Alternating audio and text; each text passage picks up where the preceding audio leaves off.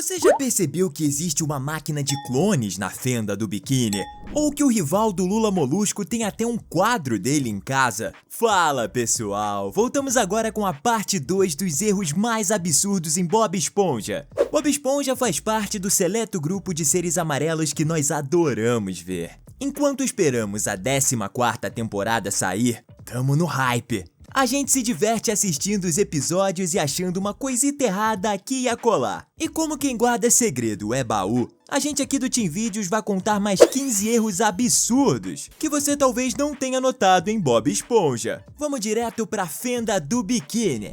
Em um episódio em que a Pérola, a filha do Siriguejo, tá triste por causa do baile, vemos que ela chora tanto, mas tanto, que acaba estourando a porta do escritório do seu pai. Quando isso acontece, podemos ver que todos os clientes são atingidos pela inundação das lágrimas de Pérola.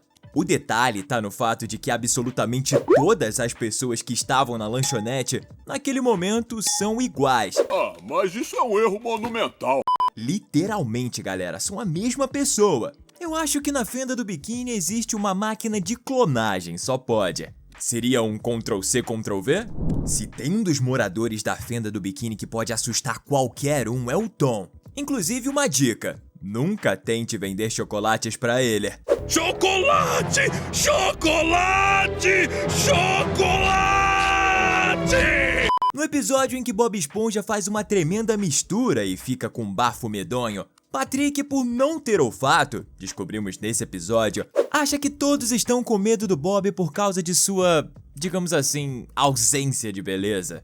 E olha só o que a gente percebeu. No cinema existem 2 Toms, um na segunda fileira e outra na quarta. E tem mais, depois não existem 2 tons, mas sim 5 tons. Será que eles são gêmeos? Se sim, qual dos dois não consegue ver chocolate na frente? Quem já assistiu Bob Esponja com certeza já viu aquela imagem do Siri cascudo várias e várias vezes. E em um determinado dia, o Bob Esponja fica preso no trabalho, porque ele tem medo de altura. Só me faltava essa. E acompanhamos o Bob durante todo o episódio com esse medo de cima do telhado exatamente do Siri cascudo. Por esse motivo, percebemos que estava faltando uma coisinha no telhado. Onde que tá a antena que sempre fez parte do Siri cascudo? Será que exatamente naquele dia a equipe de manutenção da televisão tinha retirado ela para manutenção? Eu acho que alguém esqueceu de desenhá-la. Por isso passamos praticamente todo o episódio sem ver a bendita antena. No episódio em que a banda tá ensaiando, a gente pode notar algumas coisas bem estranhas. Quando o Lula Molusco tenta fazer uma piada da qual ninguém acha graça, como a gente pode ver pelo rosto de todos. Felizmente eu tenho talento para todos vocês.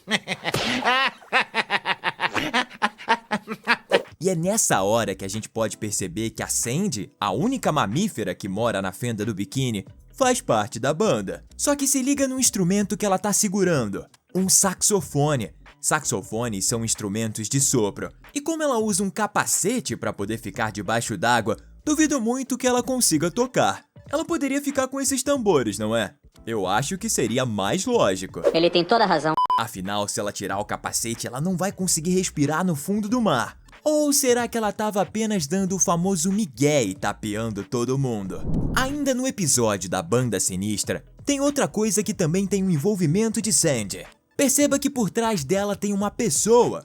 Como o capacete da Sandy é de vidro, o normal seria que víssemos esse peixe completo por trás dele. Mas a gente só consegue ver um pedaço da sua cabeça, incluindo seus 2 olhos. Será que o capacete tornou o peixe invisível? Isso com certeza é meio sinistro. Mas deve ter sido apenas algum erro dos desenhistas. Esse episódio com certeza foi um dos que mais nos trouxe detalhes estranhos em Bob Esponja, pode ter certeza. Tem um momento que o pessoal se desentende, e então começa uma quebradeira geral, e todo mundo começa a brigar entre si, menos o Bob. Olha o que ele tá segurando, o braço de alguém. Que isso, Bob Esponja, logo você? E o pior, parece um braço humano. Onde será que o Bob achou isso? Sinceramente, eu espero que seja algum boneco. e não de verdade.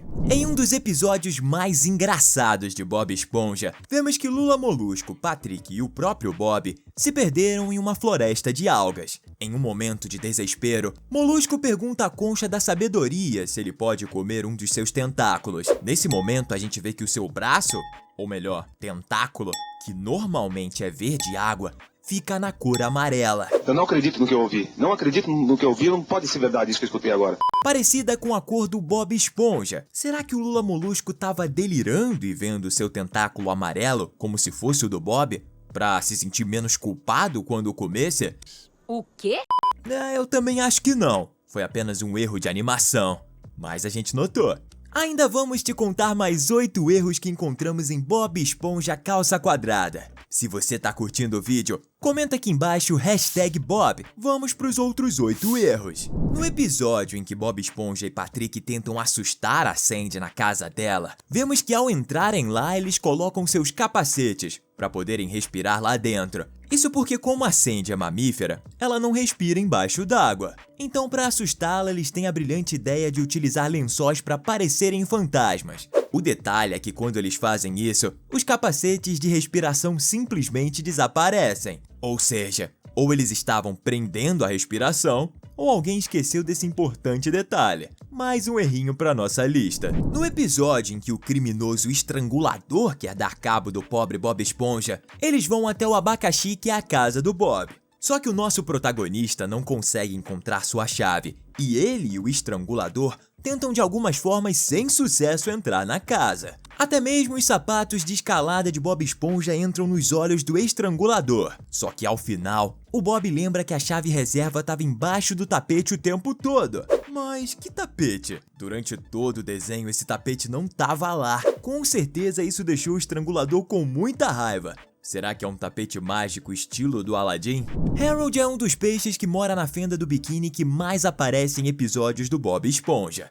E ele é bem nervoso. Podemos reconhecê-lo por sua camiseta branca e sua ora sunga, ora bermuda vermelha. No episódio que Patrick tenta bancar o super-herói, ele confisca o hambúrguer de siri do Harold. E vemos o Bob levando o hambúrguer pra ele. E aí a gente pode notar que ele tá sem a camiseta branca, mas logo depois ela já aparece. Ou ele coloca e tira camisetas mais rápidos que o Jacob da saga Crepúsculo, ou o desenhista deu uma pequena vacilada na sequência de imagens. Em um episódio vemos Squilliam Fancyson, o rival do Lula Molusco desde os tempos de colégio, mostrando a sua casa. E se tem uma coisa que o Squilliam ama, com certeza é ele mesmo. Podemos ver que ele possui quadros com seu rosto por todos os lugares. E vamos falar a verdade, a única coisa que realmente podemos usar para perceber a diferença entre o Lula Molusco e o Squilliam é a sua vasta e grossa sobrancelha, que também é sua marca registrada. E nesse episódio, ao mostrar sua casa super luxuosa,